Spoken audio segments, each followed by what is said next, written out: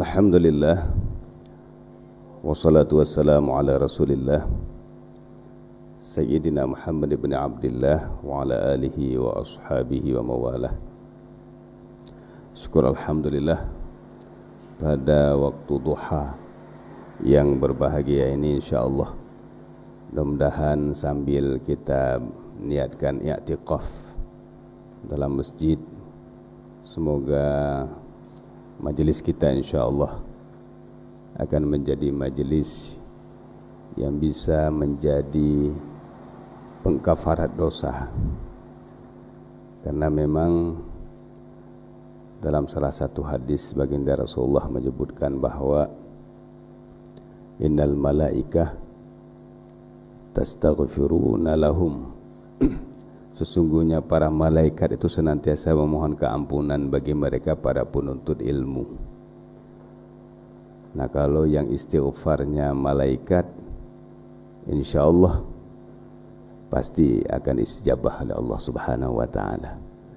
Maka kalau andai kata banyak orang tahu tentang fadilah hadir majelis ilmu, ini masjid tak cukup luas, kena tambah lagi. Kenapa? Karena ketika mereka balik, mereka semua balik dalam keadaan mendapat keampunan Allah Subhanahu wa taala. Rasulullah juga pernah menyebutkan, idza marartum bi riyadil jannah farta'u, bila kamu sampai kepada taman syurga, kamu kena masuk, kena duduk, farta'u, singgah, mampir bila kamu lewat taman syurga. Para sahabat balik bertanya kepada baginda Rasulullah sallallahu alaihi wasallam, "Wa ma hiya riyadul jannah ya Rasulullah?" Apa itu taman syurga? Apakah itu raudhah yang ada di dekat Madinah sana, atau ada taman lain? Kalau raudhah mungkin ma'ruf, tapi orang-orang yang mampu sahaja yang boleh sampai. Ternyata Rasulullah menyebutkan dalam hadis ini, riyadul jannah yang dimaksudkan adalah halaqah zikir, wa fi riwayatin ukhra majalisul ilm, majlis-majlis ilmu, halaqah-halaqah yang mengingatkan kita kepada Allah Subhanahu wa taala, itu adalah taman syurga. Maka insyaallah kita sudah berada di taman syurga. Tak jauh sedikit lagi akan sampai ke dalam syurga.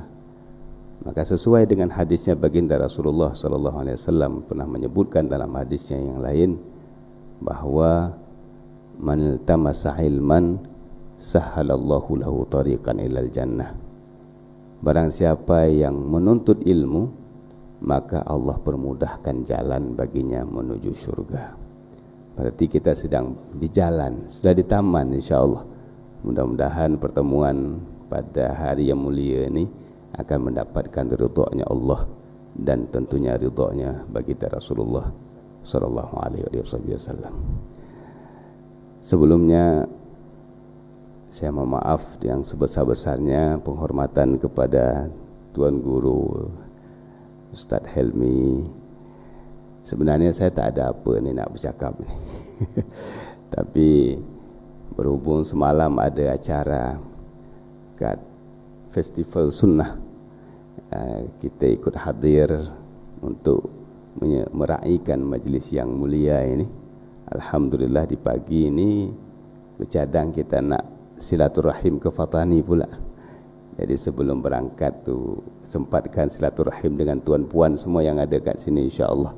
Mudah-mudahan safar ini menjadi safar ta'ah. Semoga safar ini menjadi safar ridha-Nya Allah Subhanahu wa taala, silaturahim, dan mudah-mudahan ada setetes yang bisa kami sampaikan. InsyaAllah kita coba berkongsi sesatu sama lain. Baik.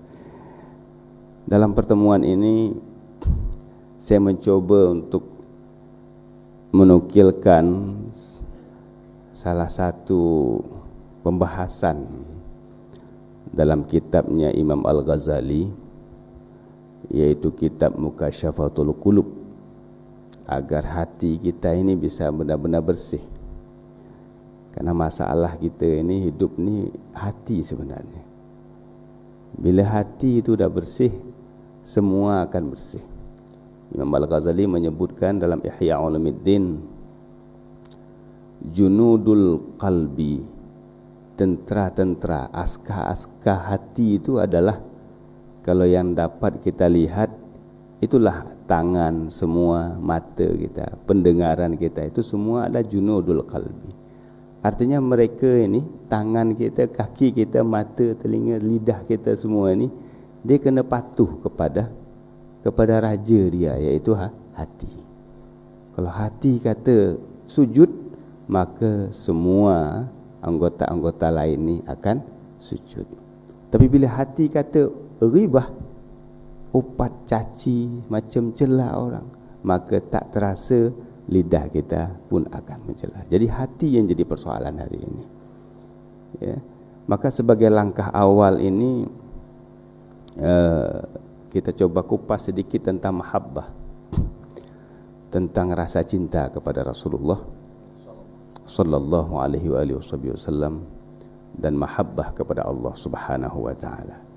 Imam Al-Ghazali dalam kitab-kitabnya, salah satu dalam kitab Mukasyafatul Ghulub ini, itu selalu mengawalinya dengan fadilah salawat. Ya, mengawalinya dengan fadilah salawat. Di sini disebutkan sebuah riwayat,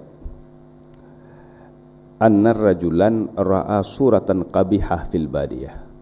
Ada satu orang itu melihat satu rupa yang buruk di dalam suatu tempat. Maka ketika dia melihat rupa yang sangat buruk dalam satu tempat, dia bertanya, man anta, siapa kamu? Lantas rupa yang buruk ini pun dia menjawab, ana amalukal kabih, aku ini adalah amalanmu yang buruk masa kamu hidup di dunia. Jadi rupanya nanti amal kita ini akan dirupakan oleh Allah bagaikan satu bentuk manusia.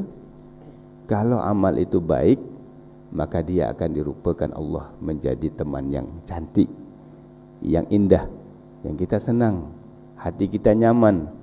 Tapi bila amal kita buat ni amal buruk, maka dia akan dirupakan juga dengan tampakan rupa yang buruk.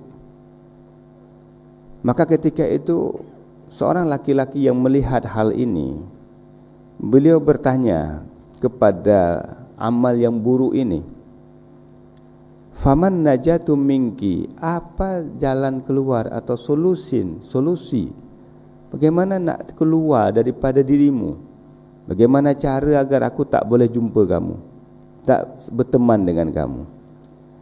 Apa dijawab oleh rupa yang buruk ini? Dia menjawab, as-salatu ala nabiyyi sallallahu alaihi wasallam.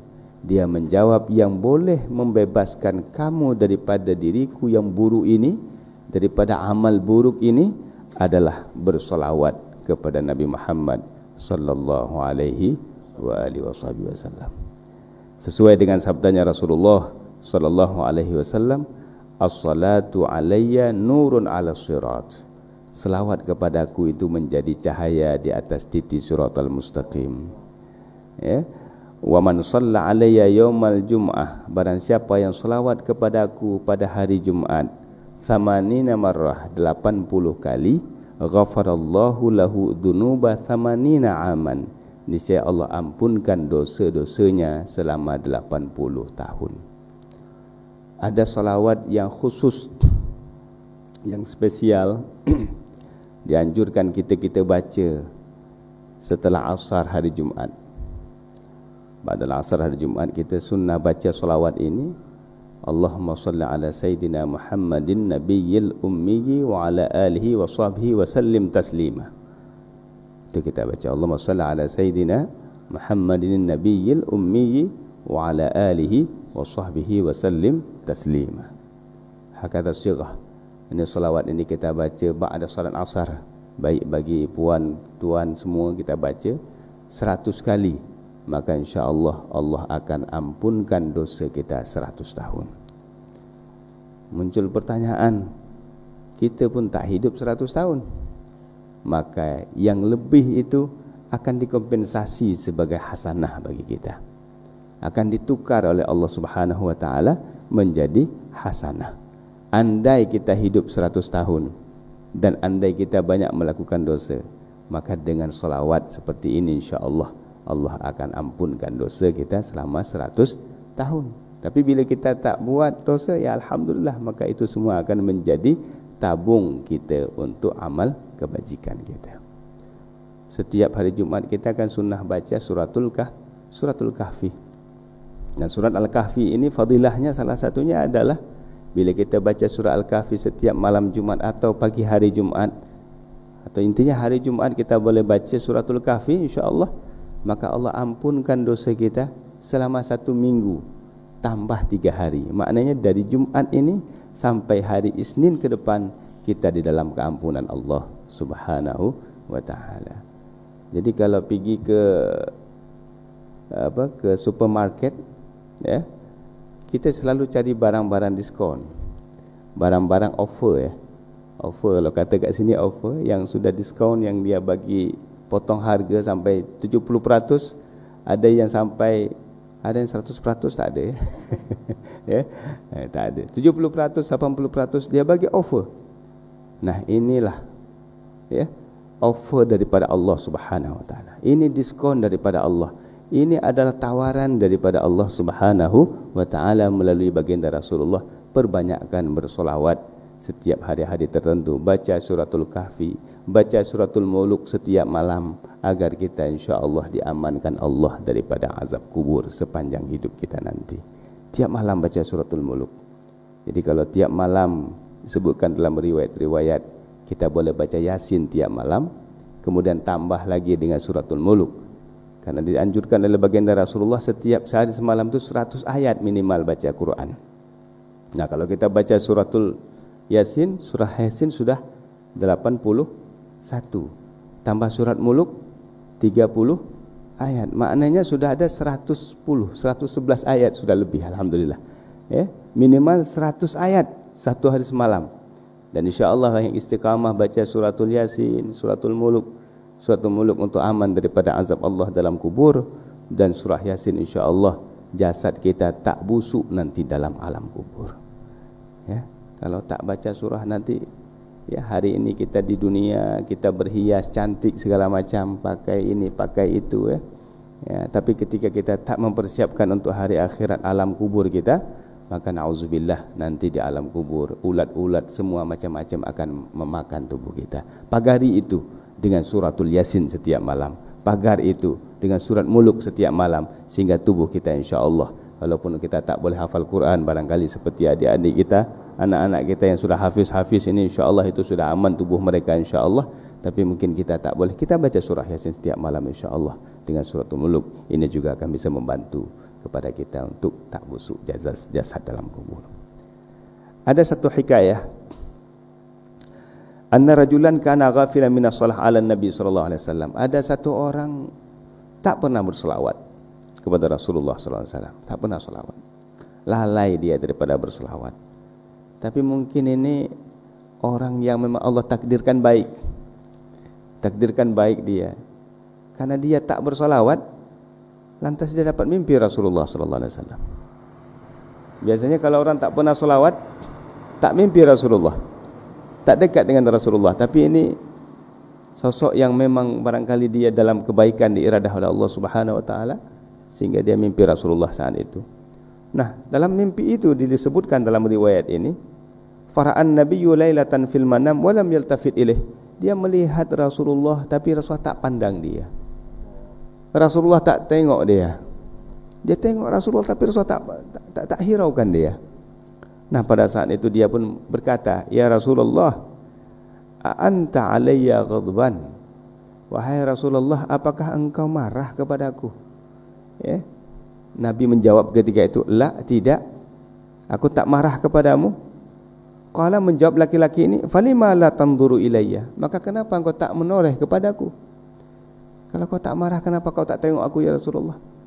Itu dia dalam mimpi berkomunikasi dengan, berdialog dengan baginda Nabi Muhammad sallallahu alaihi wasallam. Apa jawab Rasulullah? Qala, "Li'anni la a'rifuka." Aku tak tengok, aku tak toleh kepadamu Karena aku tak kenal kamu. Li'anni la a'rifuka, karena aku tak kenal kamu, kata Rasulullah ketika itu. Maka seorang laki-laki ini, anak muda ini, dia pun balik bertanya kepada Rasulullah, kaifa la ta'rifuna? Bagaimana mungkin kamu tak kenal aku?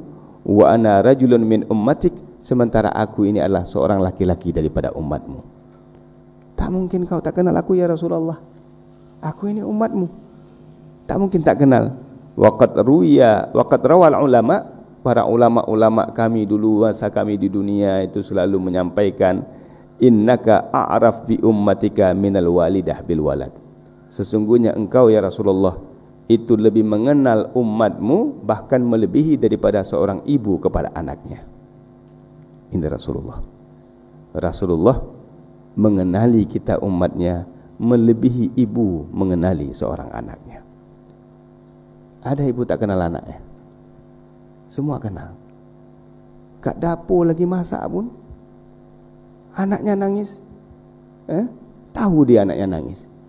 Bapak tidur kat sebelah anak, dah jatuh dah, tak bangun dah. Betul ya? Ini orang kami laki-laki macam tu. Anak sebelah udah jatuh dah dari ayunan, tak tahu pun. Tapi ibu kat dapur sana jauh, sikit saja, langsung dia rasa. Begitu kedekatan ruhani seorang ibu kepada anaknya. Maka wajar Rasulullah sebutkan ummuka thumma abuka. Wajar. Memang luar biasa mahabbah. Tapi ternyata kedekatan seorang ibu kepada anak itu tidak sebanding dengan Rasulullah kepada umatnya. Lebih lagi Nabi Muhammad SAW mengenali kita sebagai umatnya. Maka setiap ada umatnya yang bersolawat Allahumma shalli ala Sayyidina Muhammad SAW, ini Allah akan ciptakan satu malaikat dari solawat kita itu. Nah, malaikat ini langsung terbang kepada Rasulullah, kepada kuburnya Rasulullah, menyampaikan si fulan bin fulan ini sedang bersolawat kepadamu ya Rasulullah. Makanya salah satu disebutkan dalam riwayat, salah satu anak yang berbakti kepada orang tua, dia senantiasa berselawat kepada Rasulullah. Kenapa? Dengan sebab dia berselawat kepada Rasulullah, maka nama orang tuanya itu disebut di sisi baginda Rasulullah. Misalnya Tunku Helmi, Ustaz Helmi bin Raizan, maka begitu beliau mengucapkan Allahumma salli ala Sayyidina Muhammad, maka malaikat akan sampaikan ya Rasulullah, hadhihi shalah min ummatika Ustaz Helmi bin Raizan. Nah, nama ayahanda beliau Raizan disebutkan di sisi Rasulullah. Inilah dalalah Ustaz Helmi sedang berbakti kepada kedua orang tuanya. Itu kelebihan selawat. Kita selawat kepada Rasulullah, tapi kita sudah dianggap birrul walidain. Ya, maka perbanyakkan berselawat. Nah, ini pemuda ini tak pernah selawat. Maka Rasulullah katakan, beliau tak kenal, tapi beliau mencoba untuk bertanya kepada Rasulullah. Beliau dengar-dengar daripada para ulama menyebutkan bahawa Nabi lebih kenal umatnya, bahkan melebihi seorang ibu kepada anaknya. Faqal, maka ketika itu Rasulullah menjawab, sadaku, benar. Mereka para ulama benar. Lakin akan tetapi innaka la tadhkuruni bis-shalah. Tapi kamu tak pernah ingat aku dengan bersolawat. Ini anak muda ni tak pernah solawat. Ya, kamu tak pernah ingat aku. Memang aku kenal umat, tetapi kamu tak pernah selawat. Wa inna ma'arifati bi ummati bi qadri salatihim alayya. Dan sesungguhnya kenalnya aku, kata Rasulullah, dengan umatku kadar selawat mereka kepadaku. Ya, jadi semakin banyak selawatnya, semakin dikenal oleh baginda Nabi Muhammad. Maka minimal sehari nanti kita lihat berapa kali yang seyogyanya kita berselawat. Thumman tabahar rajul, kemudian laki-laki ini pun terbangun dari tidur mimpinya dengan baginda Rasulullah. Akhirnya setelah itu wa aujaba ala nafsi ay yusalli ala nabiy sallallahu alaihi wasallam kulla yawmin mi'ah marrah. Beliau wajibkan kepada diri beliau setiap hari itu berselawat 100 kali. Hanya 100 kali Allahumma shalli ala Sayyidina Muhammad sallallahu alaihi wasallam. 100 kali beliau wajibkan. Fa fa'ala dzalika, beliau kerjakan itu. Tsumma ra'ahu ba'da dzalika fil manam. Lantas inilah mungkin ikhlasnya beliau, ya. betul-betul tekun beliau, istiqamahnya beliau. Akhirnya beliau mimpi lagi Rasulullah pada kali kedua. Faqala, maka dalam mimpi kedua itu beliau bertemu Rasulullah. Rasulullah pun menyebutkan, a'arifuka al-an, aku telah mengenal dirimu sekarang. Karena beliau sudah berselawat 100 kali setiap hari, ya. Wa asfa'u laka, dan aku akan memberikan syafaah bagimu sekarang. Li'annahu sara muhibban li Rasulillah, karena pemuda ini hari ini sudah menjadi orang yang mencintai Rasulullah sallallahu alaihi wasallam. Ya, mudah-mudahan para hadir yang majlis ini insyaallah akan tumbuh mahabbah, akan tumbuh rasa cinta kepada Nabi Muhammad sallallahu alaihi wasallam. Ya. Qul in kuntum tuhibbunallah fattabi'uni yuhibbukumullah wa yaghfir lakum dzunubakum wallahu ghafurur rahim. Ya, untuk mencapai derajat cinta kepada Allah, ternyata jalannya diajarkan oleh Allah Subhanahu wa taala, fattabi'uni, ikut Nabi Muhammad. Ikutlah aku, maknanya ikut Nabi Muhammad, ikut pada ketaatannya, ikut pada akhlaknya, ya, ikut pada kekhusyukan Rasulullah, kesabaran Rasulullah, kasih sayangnya Rasulullah. Bahkan satu tipe Rasulullah ini adalah suka menghibur. Nabi juga bercanda. Ada satu riwayat menyebutkan ada seorang perempuan sudah berumur, sudah berusia, dalam bahasa Arab itu ajuzah, sudah berusia, ya, sudah lanjut usia beliau. Maka satu waktu ketemu dengan Rasulullah, beliau minta, ya Rasulullah, ud'uni al-jannah, doakan aku menjadi penghuni surga ya Rasulullah. Minta beliau didoakan Nabi untuk jadi penghuni surga. Mau masuk surga semua kita, ya? Insyaallah. Tak mungkin tak ada yang mau. Ud'uni al-jannah, minta masuk surga, minta doakan Rasulullah. Nah, Rasulullah supaya bercanda. Rasulullah bercanda dengan perempuan ini ketika itu. Rasulullah mengatakan, la tadkhuluhal jannah al-ajuzah. Surga ini tak akan dimasuki surga ini oleh orang-orang yang sudah lanjut usia. Ini perempuan ajuzah ini mendengar kata-kata Rasulullah, menangis beliau sampai ketika sudah menangis karena beliau menganggap dirinya tak masuk surga.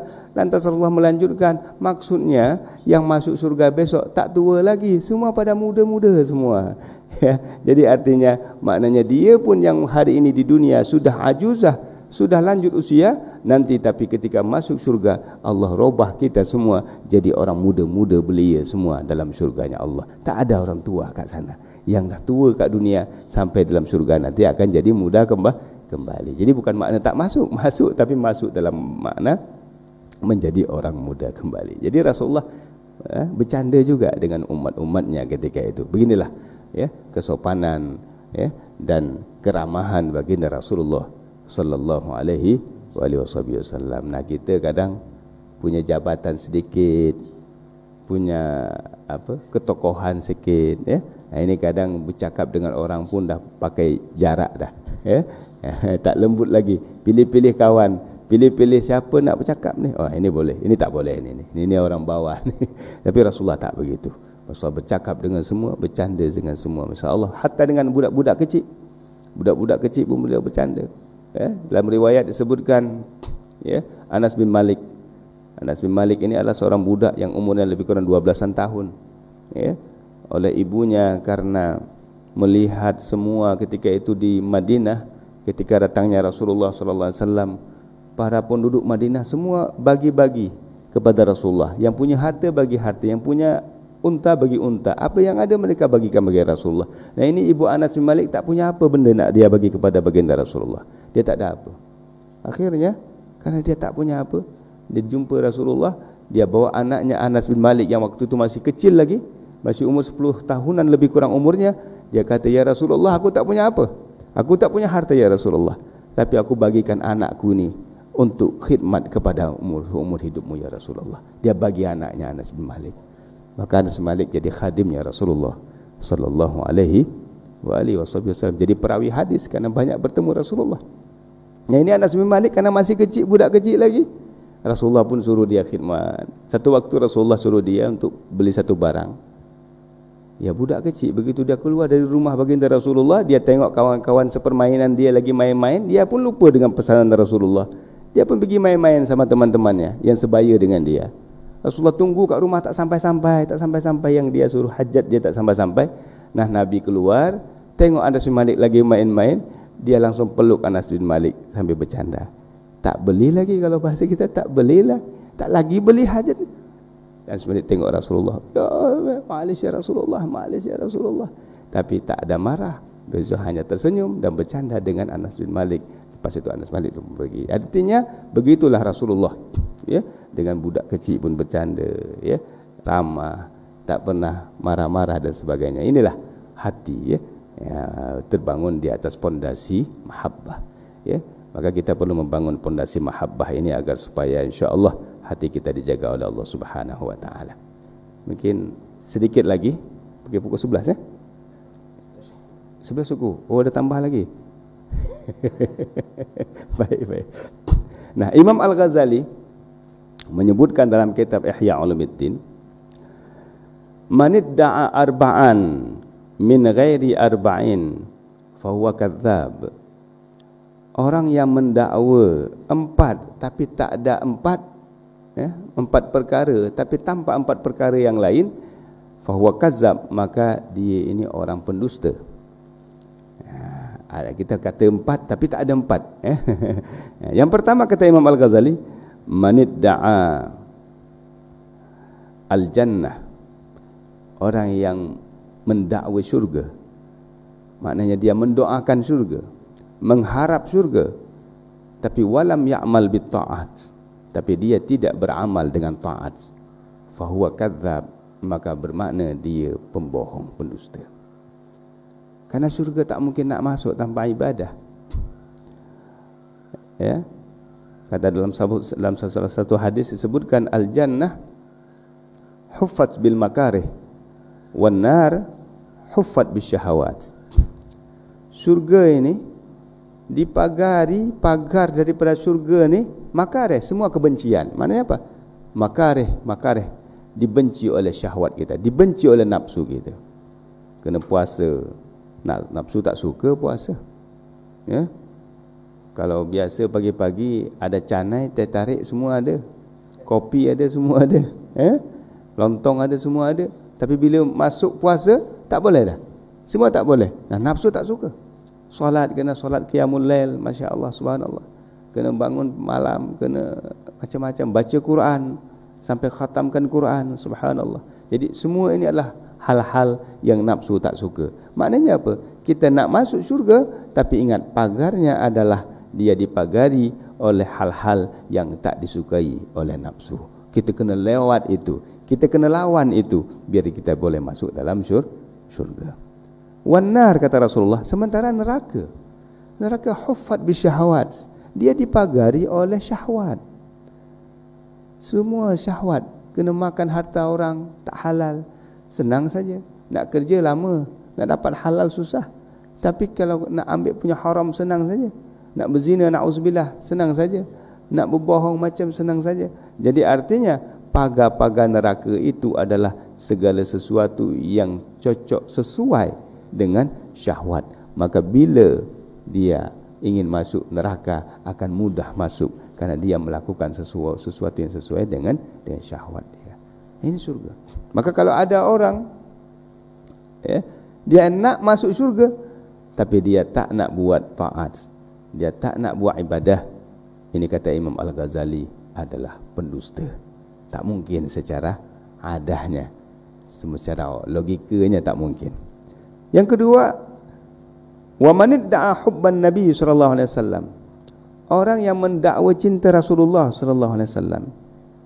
Bila ada orang tanya, encik cinta ke Rasulullah? Ya, saya cinta Rasulullah. Tuan cinta ke Rasulullah? Ya, saya cinta Rasulullah. Puan cinta ke Rasulullah? Cinta Rasulullah. Tapi kenyataan hari-hari dia, walam yuhibbil ulama wal fuqara, dia tak cinta kepada ulama. Ulama semua dimaki hamun sama dia, ulama semua dicela sama dia. fuqara pun dia sindir-sindir segala. Ini bermakna dia tak cinta ulama, dia tak cinta fuqara, dia kata cinta Rasulullah. La, al ulama warathatul anbiya. Ulama ini pewarisnya para nabi. Walaupun memang kita mengakui bahawa mungkin ilmu kita tak sama macam ilmu orang-orang dulu, tapi amsal fa amsal, sesuai dengan masa, sesuai dengan keadaan.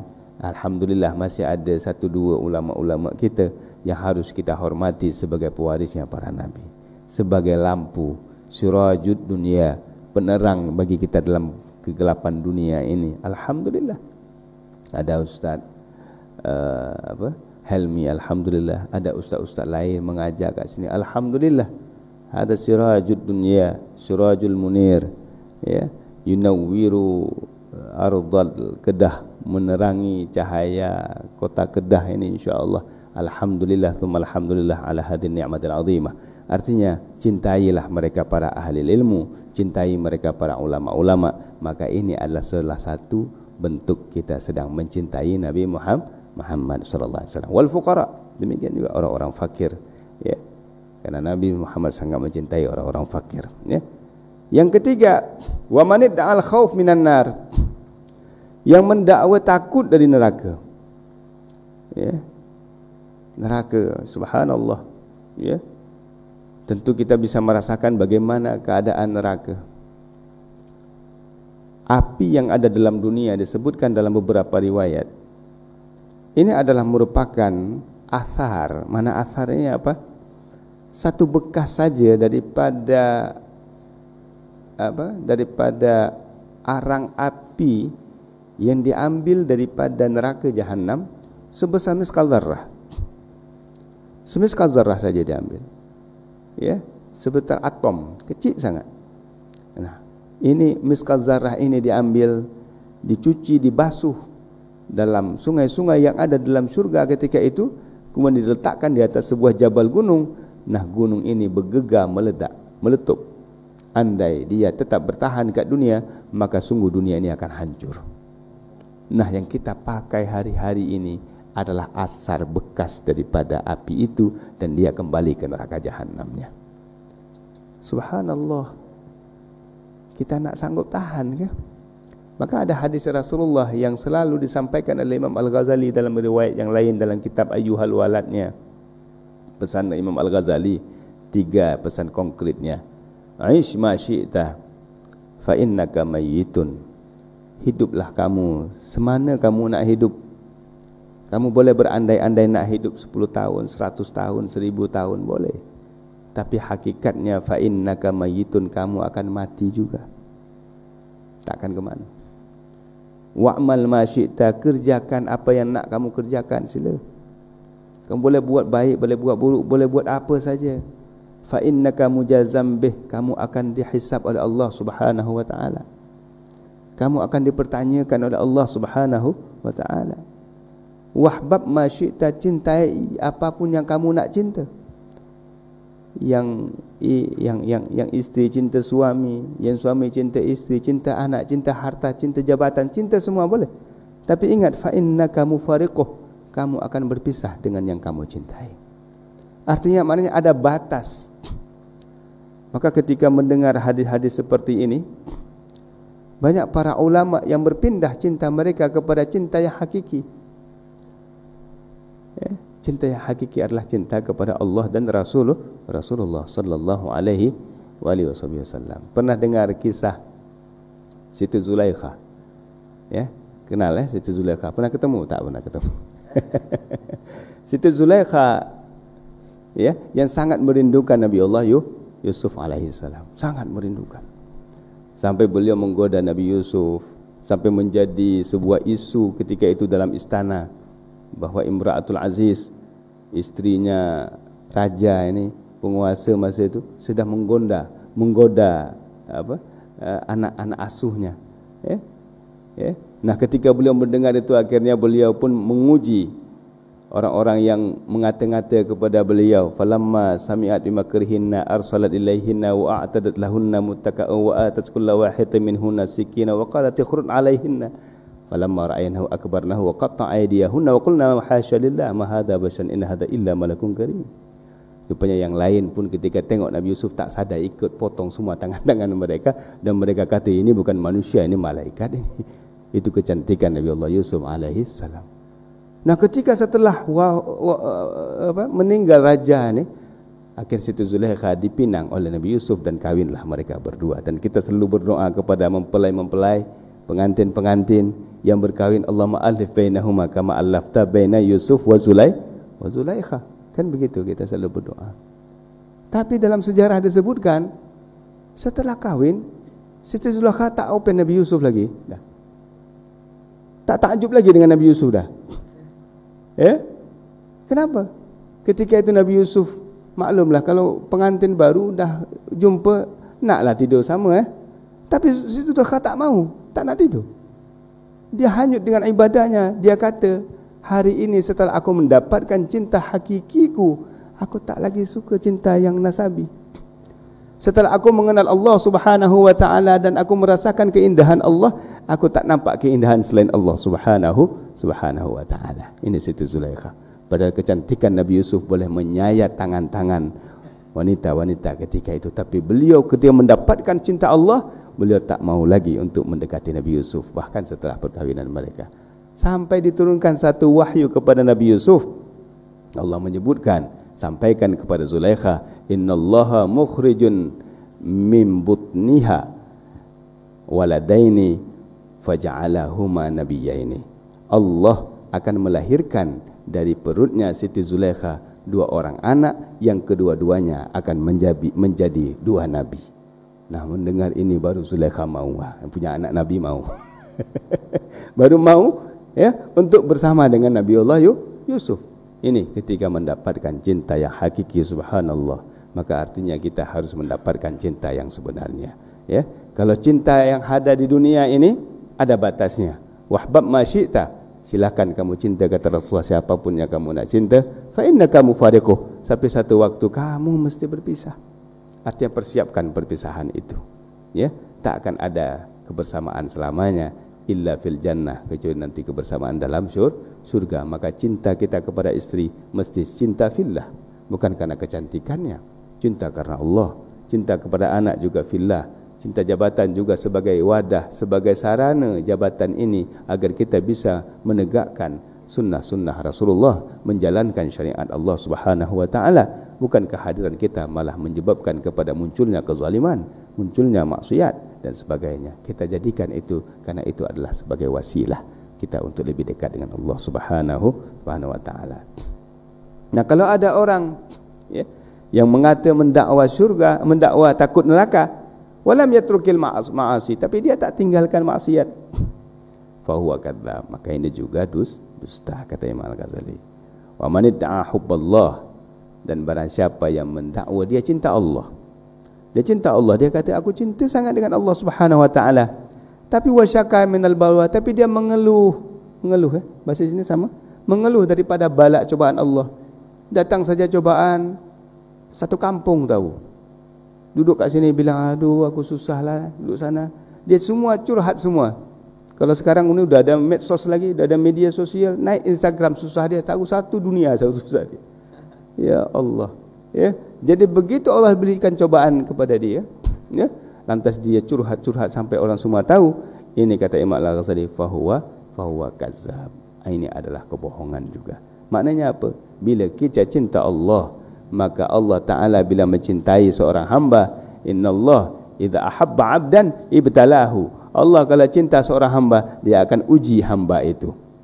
Kita tak akan boleh naik derajah 1, 2, 3, 4 dan seterusnya kalau kita tak ikut imtihan, kalau kita tak ikut ujian. Mesti mengikut ujian baru kita boleh naik kepada university, mengambil sarjana, degree segala macam sampai doktor segala macam. Semua mesti ikut proses ujian. Artinya kalau nak jadi profesor dalam dunia, dalam akhirat pun kita kena ada ujian Allah Subhanahu wa ta'ala. Nah, bagaimana kita takut ujian?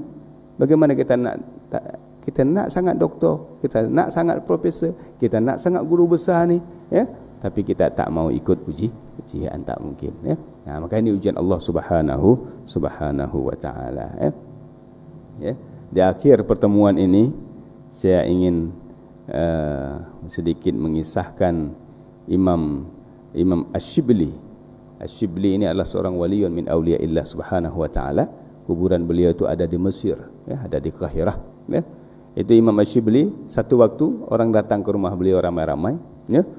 Beliau tanya sama jamaah yang datang, ini datang nak jumpa apa nih?